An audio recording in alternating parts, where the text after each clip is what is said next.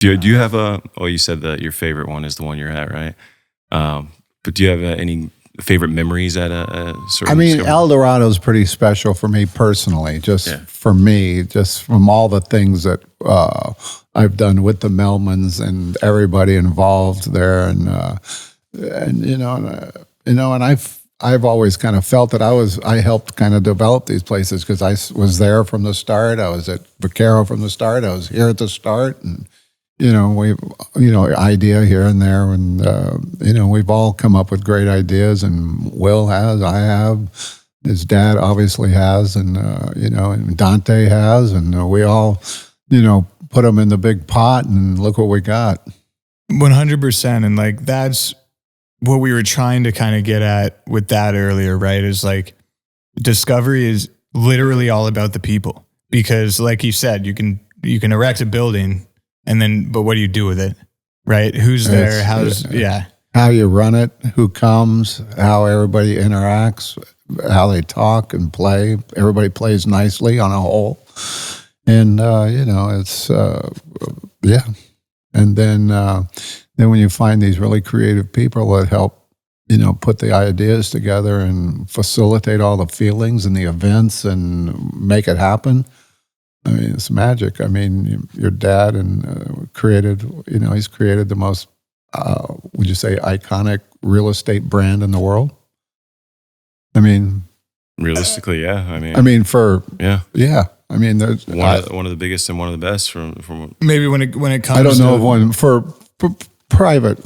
Private residential. It's that I can't. There's no second. There's no one better. And I think that's something too that, like, to stick to that subject of like the people, it's all about the people and who's there. It's like being able to bring like Brock and Spencer right here, like during this tournament, all the cool people they meet and all the members and their guests that meet Brock and like then they become friends, right? And then there's like this giant network of people where you're like, yeah, that guy's awesome. I'm so glad you got to meet him.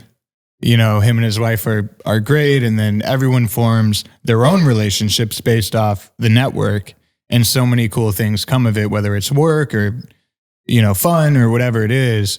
It's the organic advertisement of Discovery Land Company. I mean, they don't spend money on, plastering billboards and all that stuff. It's word of mouth, word of people saying, I had a great time at this place in Coeur d'Alene, Idaho called Gaza Ranch.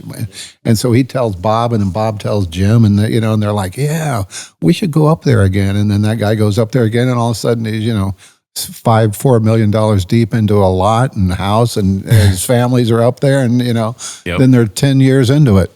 They're wakeboarding. Yeah. And it just happens. It is truly an organic thing because it just happens that way. Word of mouth, people, you got to go to the, Silo Ridge in New York. It's this place. It's upstate New York. It's beautiful in the countryside. And then all of a sudden you buy in there. Silo Ridge in the fall, man. When we got there, I only had 2 days. I played 72 holes, 36 each day. I was just like in awe of the golf course. I'm like, there was like a party going on. I'm like, I'm going to be on the course. This is amazing.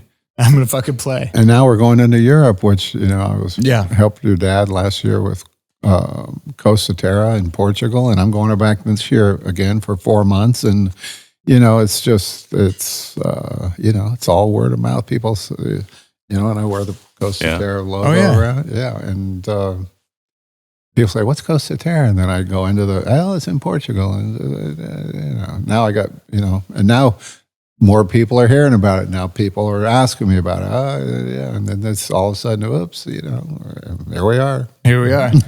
Can Brock and I come crash your pad in Portugal? You better. That would be fantastic. Yeah, that'd be great. That's one of those things. You can crash in your dad's pad right at the golf course. Like we're doing here. We just crash Pops' pad. Exactly. Okay. Which we do a lot together. We do. We're good at that. We're good at that. We're going to do it again for Stagecoach. It's going to be great. Absolutely. Yeah. Crash and pads. Yeah. Crash pad. Pad crashers. Pad crashers. Yeah, you're saying, be a good T-shirt. It would. Yeah. Pad crashers. Yeah. It was my first couple years in Hollywood was doing that really more than anything. That's all right. No, it was great. Yeah, couch surfing. That's, you're making it happen. It's a technique. Exactly. Doesn't help when you're really tall, but it is what I it is. I get it. I'm 6'3"-ish. I get it. I've surfed a few couches. Yeah, but Portugal, man. What a great place to even pop around. Really nice. It's where we are. It's it's beautiful. It's like being in La Jolla and that northern San Diego, the terrain and everything in the 1963. I mean, it's kind of not that developed, but developed enough to make it really cool. And the weather's 81 degrees every day with a nice little ocean breeze, and it's beautiful. That's cool. Yeah, our buddy Morton that's his home base, even though he travels all over the world all the time for shows and stuff. But Lisbon. Is he in Lisbon, Will? Is it? I'm not exactly sure. I think it was like just outside of Lisbon. Yeah. So we were talking. Cash? Maybe. Yeah. Cash is like their Malibu. Is it? It's like Lisbon's Malibu. Lisbon has kind of looks like San Francisco. It's got a Golden Gate bridge. It's got a red bridge. It's got a Golden Gate. It's got actual Golden Gate, the same guy that did the one in San Francisco. No, actually. Oh, I didn't know that. Yeah, and then they got trolley cars. They got trolley cars, and I mean, it's like Europe's San Francisco. It really is. Seriously. I freaked out when I saw that. I'm like, they copied us or we copied them? I can't remember. Same guy. Lisbon's one of the oldest cities in the world, and it was never bombed during any of the world wars and stuff. So it's all pretty intact. That's interesting. That's one thing I always found fascinating about going overseas in Europe is like seeing these places like Croatia or London or where that are still like, that building's been here how long? And this city's still standing right now. Right. Yet it's a different, like... It's a whole different vibration. Exactly. It's America, 300 years old, right? Right. Like, so you go there and it's like, oh, wow, they've been here a long time. It's like, well, not that long. Right. Exactly. Yeah, the churches out there, just everything, just the architecture. You look at the Liberty Bell, it's that cracked a long time ago. But then you get over to London, it's like, really?